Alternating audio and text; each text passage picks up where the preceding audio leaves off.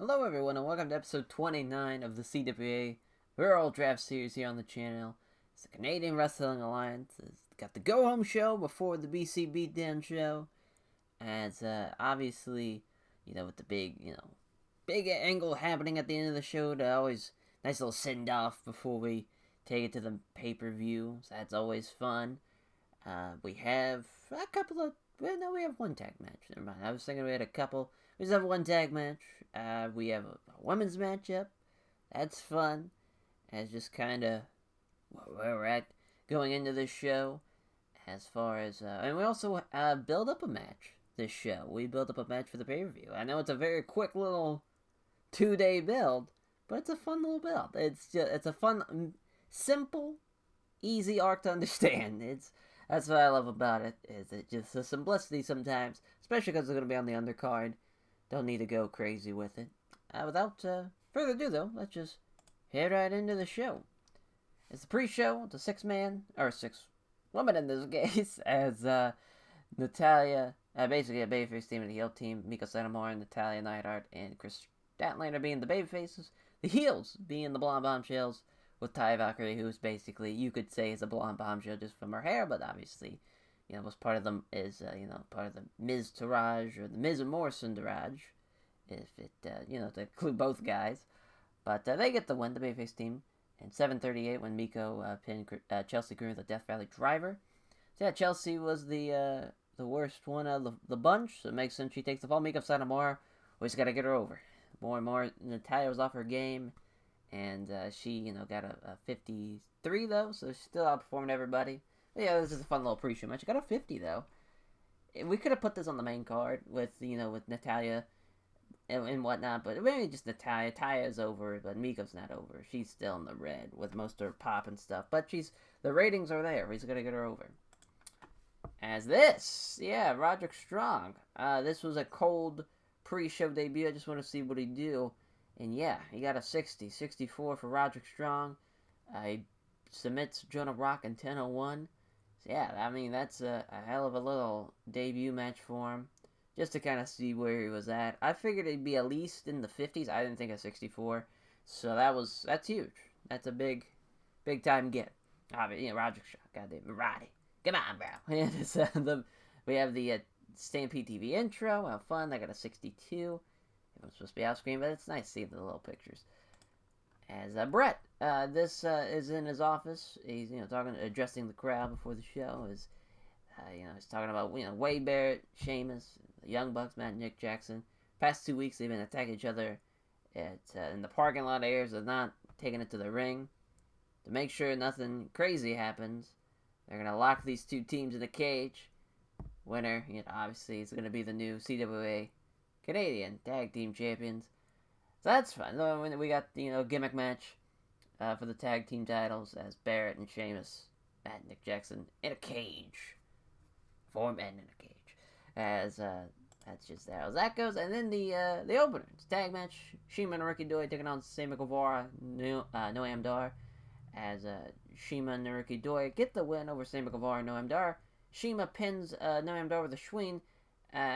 After Sammy Guevara accidentally struck Noam Dar. So actually, it was supposed to be the opposite. It was supposed to flip it. Noam Dar was supposed to accidentally hit Sammy Guevara, and thus leading to the next angle. But Shima in Naruki Doi, Sammy Guevara, they did great. Noam Dar was off his game, and Sammy Guevara just this was a good little opener. But yeah, Noam Dar gets beaten down afterwards by Sammy. Sammy's pissed at the loss. And takes out all Noam Dar. Fun. Which then, will lead to their pay-per-view match. As backstage interview with Candice LeRae. As Renee, guest at this time, Candice LeRae. Candice, they're talking about an exciting fucking 2 weeks you've had on the roster so far. Your debut against, Trish Stratus. It's a big-time debut. You don't follow what Sasha Banks was telling. Don't cheat. You don't fucking cheat to get the win. And here you are, you get a title match because of that. So what are your thoughts going in? And Candice just kind of goes, that's great. Obviously being in this opportunity, taking on women's champions, and taking on Sasha Banks and Trish Stratus, who idolized and was one of the reasons I got into the business. But that's all at BC Beatdown. Tonight, I'm worried about Beth Phoenix. I got a match with Beth Phoenix. I can't overlook her. She's a dangerous competitor. I'm just worried about that. I'm taking it one day at a time. When that day comes with BC Beatdown, I'm going to give it my all. I'm going to give it my best. A lot of people count me out, but that's fine. I've been an underdog my whole life. I'm going to prove to the world at BC Beatdown I belong in the CWA. Just simple little babyface promo. Nothing crazy. Nothing out of the ordinary. But, just keep it the character that is Candice LeRae. Trying to, this underdog babyface. Fucking go get him babyface. White meat babyfaces. White meat as it gets. Keep fucking Candice LeRae. And she takes on Beth. And, yeah, I mean, Candice, she did our part. She's just, I figured this would be over enough. So I don't think Candice is over. Because Beth's is like in mid-20s. Maybe low 30s. Maybe Candice isn't that over. I thought she was. That's no big deal. Candice gets the win, though. 46 for Candice. 33 for Beth Phoenix. Yeah, just, getting Beth. Yeah, Beth, she's over to the point. We just got to get her to lose to a couple of people. Thinking her and Miko Satomura as a pre-show at the BC Beatdown, just to kind of keep that going with Miko Satomura getting some more big wins. But yeah, I got a 35 as TJ Wilson. TJ Wilson. As you see, my dyslexia comes into play as the O and the W should be flipped. That's alright. As TJ Wilson, he will host an open challenge at the BC Beatdown for his GWC International Openweight Championship. As he's letting everybody know right now here on live TV. Here it's CWA Stampede. To get your plane tickets ready, pack your bags, fly your ass to British Columbia, and face me and see if you can beat me for this championship. Just a simple little promo like that. As we go on to the main event, Brody versus Brody. It's Brody Lee takes out Brody King with a discus layered at 11:53.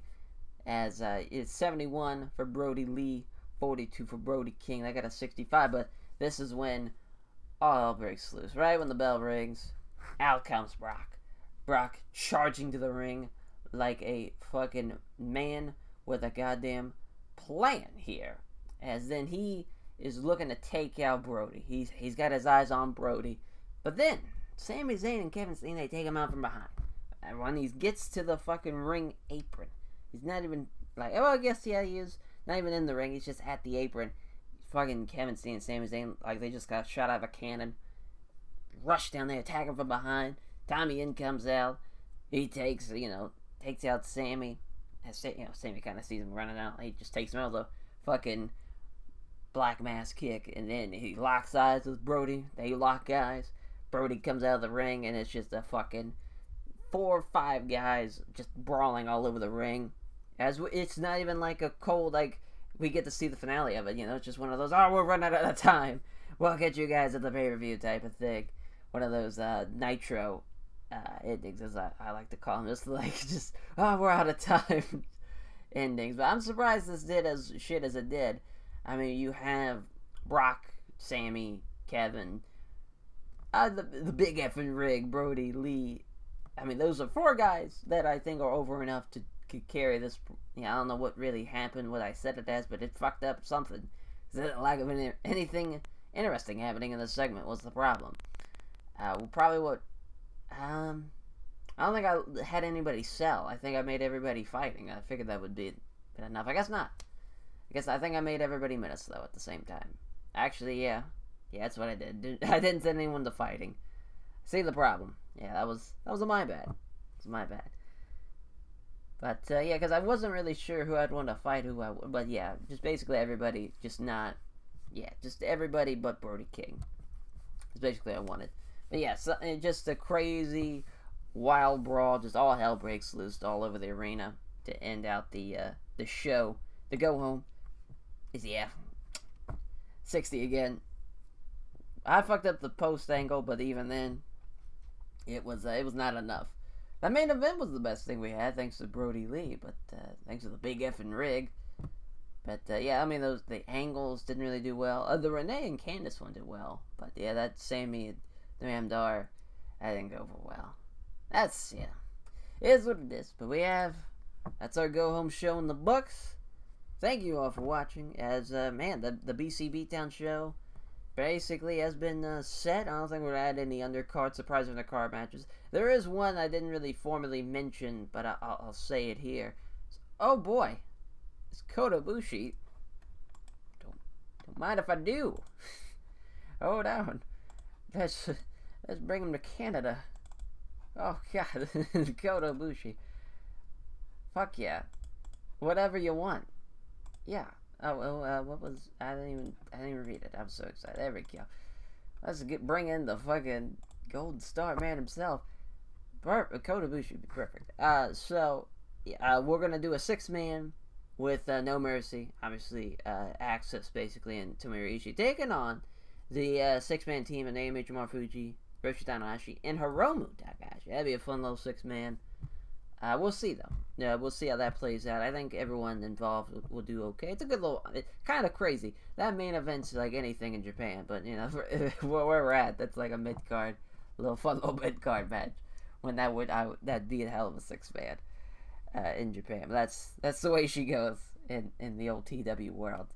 But thank you all for watching. As yeah, we'll catch you guys for the BC Beatdown show. Take care, everyone.